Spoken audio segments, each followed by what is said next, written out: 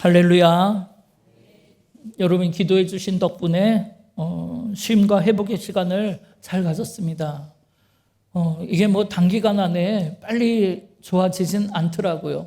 여전히 이제 계속 관리를 하고 또 치료를 받고 있지만 여러분 계속 기도해 주셔서 저희 건강을 위해서, 건강 회복을 위해 기도해 주시기를 부탁을 드립니다.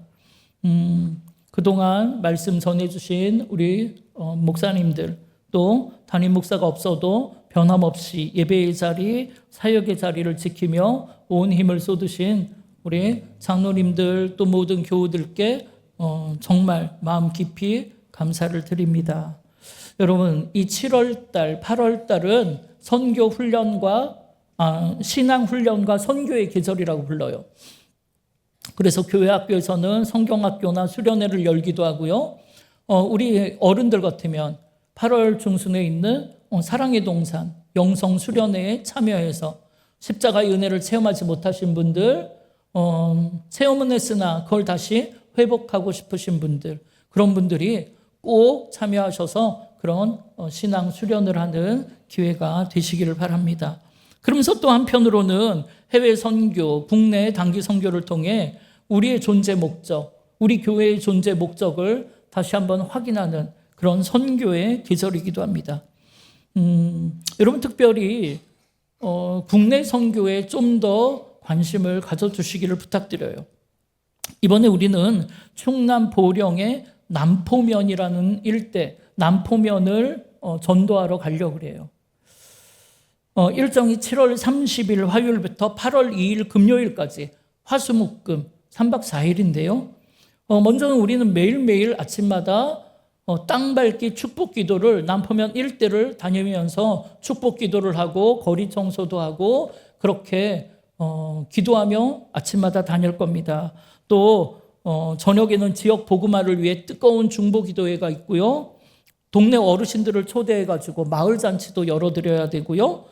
또 교회에서는 어르신들을 위한 성경학교, 금빛 성경학교가 열릴 거고요.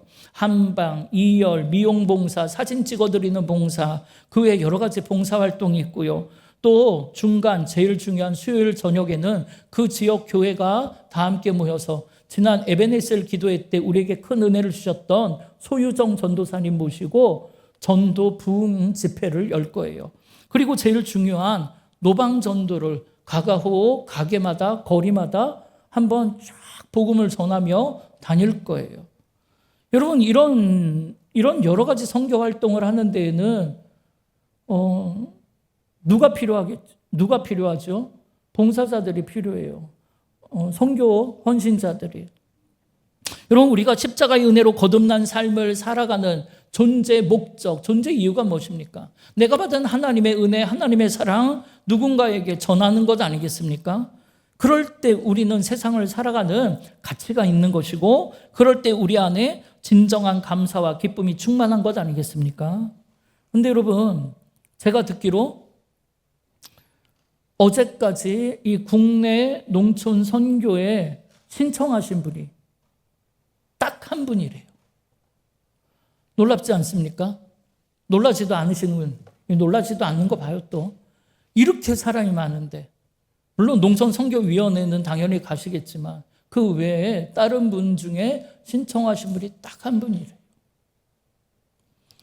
그렇다면 우리 하나님께서는 그 남포면에 죽어가는 영혼, 방황하는 영혼들을 위해 우리 모두 그 기간에 계획이 있지요, 당연히. 그렇지만 자기를 부인하고 자기 십자가를 지고 그곳을 향해 복음 들고 사랑 들고 달려갈 진짜 그리스도의 제자, 진짜 사명자를 지금 애타게 찾고 계시지 않을까요?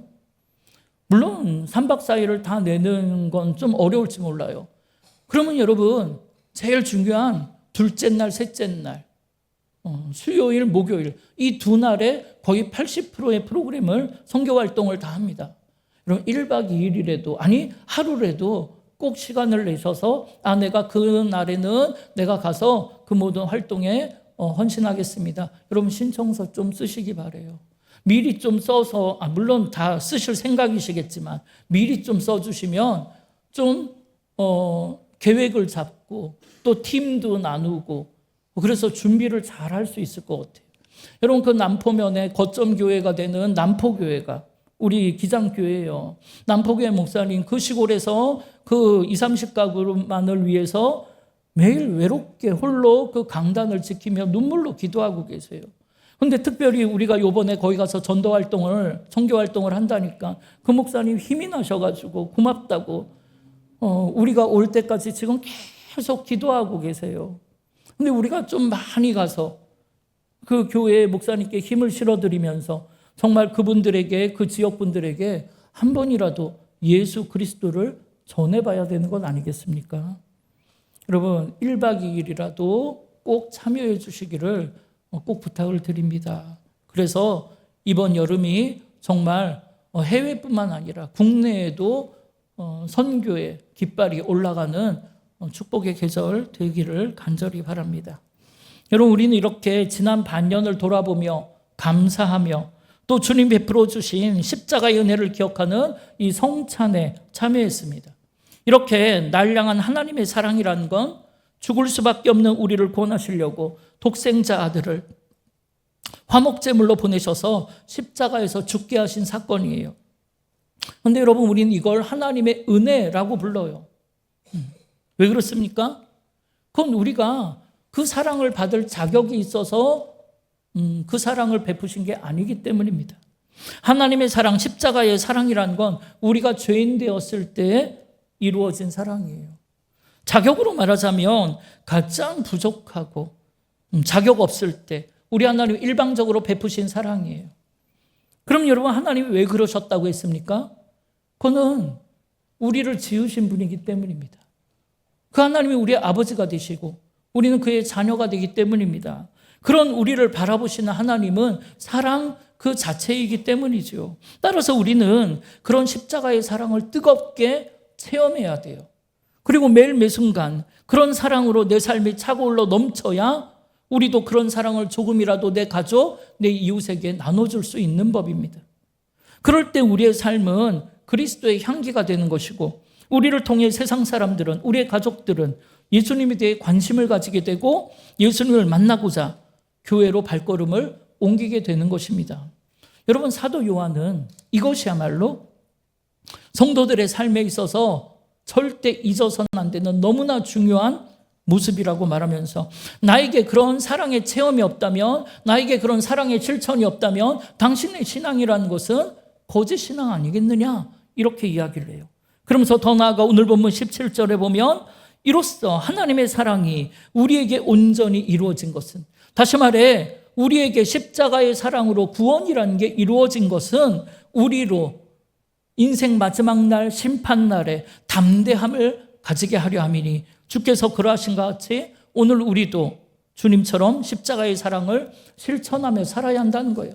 그러면서 18절에 보면 그런 사랑 안에 두려움이 없고 온전한 사랑이 두려움을 내쫓는다는 겁니다. 여러분 이 말씀은 제가 안식년을 시작할 때 여러분하고 마지막으로 나눈 말씀이에요. 그리고 저는 이 말씀을 가지고 기도원에 들어가서 정말 많은 생각을 하게 되었습니다. 왜냐하면 그 당시 제게는 많은 걱정과 두려움이 있었기 때문이에요. 코로나 이후에 변화된 교회를 향해 어떻게 목회해야 하는가. 또 건축에 관한 걱정도 있지요. 연약한 육신에 대한 걱정도 있지요. 그 외에 여러 가지 일들에 대한 걱정과 두려움이 제 마음을 짓누르고 있었기 때문입니다. 그런데 여러분 그때 마치 로뎀나무 아래 엎드려서 차라리 이럴 거면 나를 죽여달라고 원망하며 소리 지르던 그 엘리야에게 쉼을 주신 것처럼 하나님은 그런 연약하고 믿음 없는 저에게도 쉼을 주시고 일어나 먹게 하시고 다시 소망 가운데 세우시더라는 거예요. 여러분도 한번 생각해 보세요.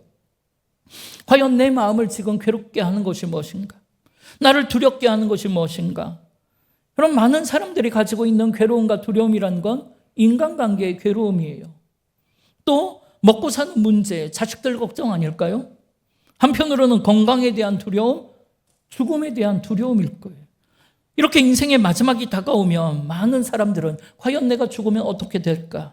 혹시나 고통스럽게 죽으면 어떻게 하나? 그런 두려움이 있죠. 그러면 여러분 어떻게 하면 이런 모든 인생의 두려움을 이겨낼 수 있다고 했습니까? 그럼 오늘 요한은 하나님의 사랑 안에 있을 때 그 두려움이 없어진다는 거예요. 하나님의 온전한 사랑, 날 향한 십자가의 사랑이 세상의 모든 걱정과 두려움을 쫓아낸다는 겁니다. 여러분, 예전에도 말씀드렸지만 하나님의 사랑이 위대하고 놀라운 점이 바로 거기에 있는 거예요. 세상의 모든 종교는 신을 위해서 인간이 희생함으로 복을 받으려는 종교예요. 다. 그런데 우리 하나님만이 인간을 위해 오히려 신이 고통과 아픔을 겪고 생명까지 내어주는 거예요. 그래서 그 십자가의 사랑이라는 거, 그 십자가의 은혜를 체험한 사람은 모든 죄가 사해지고 의롭다 하심을 받아 영원한 생명을 얻게 되는 겁니다. 물론 아직은 사탄이 득세하는 세상 속에서 괴로움과 두려움의 인생을 살고는 있지만, 여러분, 마지막 날 주님 다시 오시는 날이 되면 우리는 모두 영화로운 모습으로 변화되어 눈물도 고통도 없는 영원한 천국에서 주님과 함께 영원히 살게 될 거예요. 우리는 그런 소망 가운데 돌아갈 본향을 기다리며 살고 있는 거예요. 여러분, 이를 위해 우리는 날 위해 독생자 아들을 내어주신 하나님의 사랑을 뜨겁게 체험해야 되고, 그 은혜를 소멸치 말고 그 첫사랑의 감격 속에서 두려움 없는 인생, 구원의 감격과 영생의 기쁨으로 살아야 하는 겁니다. 여러분, 세상 것으로는 우리 인생의 두려움을 해결할 수가 없어요. 세상을 향한 미련과 욕심은 우리를 점점 더 깊은 수렁 속으로 끌고 갈 겁니다. 이에 요한은 내 안에 있는 이 육신의 정욕, 먹고 사는 문제에 대한 괴로움과 두려움을 벗어버리라는 거예요. 여러분, 안목의 정욕, 높아지고 싶고 인기를 얻고 아이돌이 되고 싶은 그런 마음을 벗어버리라는 거예요. 이 생의 사랑을 쫓아 세상 성공을 위해 정신없이 달려가는 인생, 그걸 버려야 두려움과 괴로움의 사망의 길에서 여러분 감사와 기쁨의 생명의 길로 옮겨갈 수 있다는 겁니다. 이렇게 인간의 진정한 행복은 욕심을 채움에 있는 게 아니라 욕심을 버림에 있는 거예요. 그런데 많은 사람들이 욕심을 채우면 행복할 거라 착각해요. 그러나 욕심은 아무리 채워도 만족이 없고 또 다른 욕심이 내 마음을 짓누를 거예요. 그런데도 우리는 여전히 신기루 같은 세상의 것을 가지고 싶어서 허공을 치는 듯한 방황하는 인생 살고 있는 거예요. 여러분, 방황이라는 게 뭐예요? 어디 한 군데 정착해 마음을 둘 수가 없는 거예요. 어디를 가도 무엇을 해도 마음의 평안함이 없고 공허한 인생이 되는 겁니다. 인생의 출발은 했는데 내가 어떻게 살아야 하는지, 어디를 가야 하는지를 모르겠는 거예요. 무엇을 하더라도 늘 불안하고 두렵고 그렇게 끝이 없는 방황을 하는 거예요. 그런데 여러분, 이 끝없는 인생의 방황 어떻게 하면 멈출 수 있다고 합니까? 여러분, 바로 우리를 죄악의 수치와 죽음의 두려움에서 구원해 주신 예수 그리스도, 그 십자가의 은혜와 사랑을 체험하면 멈출 수 있다는 거예요. 여러분, 이사야 41장 10절에 하나님 뭐라고 하셨습니까? 함께 읽어보겠습니다. 두려워하지 말라, 내가 너와 함께함이라. 놀라지 말라, 나는 내 하나님이 됨이라. 내가 너를 굳세게 하리라. 참으로 너를 도와주리라. 참으로 나의 의로운 오른손으로 너를 붙들리라. 아멘. 여러분, 신명기 3장 22절에는 뭐라고 하셨습니까? 너희는 그들을 두려워하지 말라. 너희의 하나님 여호와께서 친히 너희를 위하여 싸우시리라 하였노라. 아멘. 여러분, 신명기 20장 1절에는 뭐라고 하셨습니까? 네가 나가서 적군과 싸우려 할 때 말과 병거와 백성이 너보다 많음을 볼지라도 그들을 두려워하지 말라. 애굽 땅에서 너를 인도하여 내신 내 하나님 여호와께서 너와 함께 하시느니라. 아멘. 여러분, 지금 세상의 눈으로 볼 때에는 내 앞에 있는 적군과 말과 병거가 너무 많아서 우리의 마음에 걱정과 근심, 두려움이 엄습해 올 수 있어요. 그러나 여러분, 기억하셔야 합니다. 나와 함께 하시는 하나님이 나를 위해 싸우심으로 우리는 최후 승리를 얻게 되는 줄 믿습니다. 이런 하나님을 믿고 의지할 때 모든 두려움은 떠나가는 거예요. 여러분, 좋은 학교에 들어갔다고 해서 하나님 영광 받으시는 게 아니에요. 좋은 학교에 못 들어갔다고 해서 우리 하나님 영광 가린 게 아닙니다. 하나님께서 우리를 쓰시고자 하면 형편없는 조건에서도 길을 열어주세요. 반대로 하나님이 우리를 외면하시며 완벽한 조건을 준비했는데도 실패하게 되는 겁니다. 그러니까 우리가 지금 이 시점에서 점검해 봐야 할 가장 중요한 사항은 과연 내가 하나님의 사랑 안에 거하고 있는가? 내가 십자가의 사랑으로 벅차오르는 삶을 살고 있는가? 그래서 그런 하나님을 바라보고 의지하고 그런 하나님을 내가 느끼고 체험하고 구원의 감격과 영생의 기쁨 가운데 살고 있는가? 여러분, 세상을 두려워하지 않는 힘은, 세상을 이기는 힘은 바로 거기에서 나오는 거예요. 여러분, 사랑의 하나님이 오늘 우리와 함께 하시는 줄 믿습니다. 여러분 혼자 사는 게 아니에요. 여러분 혼자 싸우는 거 아닙니다. 하나님이 세상 끝날까지 우리와 함께 하신다고 약속하셨습니다. 내가 눈물 흘릴 때, 괴로워하고 아파할 때 우리 하나님 멀리 계신 분이 아니에요. 내 곁에 서서 내 손을 붙잡고 나를 끌어안고 내 눈물을 닦아주시는 분이에요. 내가 너와 함께 있음에 어떤 사람도 너를 대적하여 해롭게 할 자가 없다고 약속하시는 분이에요. 우리를 치려고 한 길로 들어온 적군이 있다며 7길로 도망가게 해주겠다라고 약속하시는 분이에요. 여러분, 무엇이 두렵습니까? 여러분, 그것이 무엇이든 하나님의 뜨거운 사랑, 그 십자가의 사랑으로 이겨내시기를 바랍니다. 그럴 때 하나님께서 생각지도 못한 길을 여러분 앞에 활짝 열어주실 거예요. 따라서 여러분, 십자가의 사랑 지식으로만 알지 말고 여러분 매일매일 십자가의 사랑을 체험하면서 그걸 가정 안에서, 교회에서, 이웃 앞에서 뜨겁게 사랑하며 사시기를 바랍니다.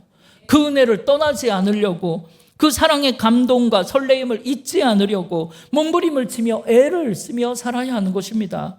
그렇게 매일 매 순간 하나님을 바라보고 느끼고 체험하며 살아갈 때 하나님의 사랑이 모든 두려움을 이기게 할 것이고 말씀으로 승리하도록 우리의 마음과 생각을 지켜주실 줄 믿습니다.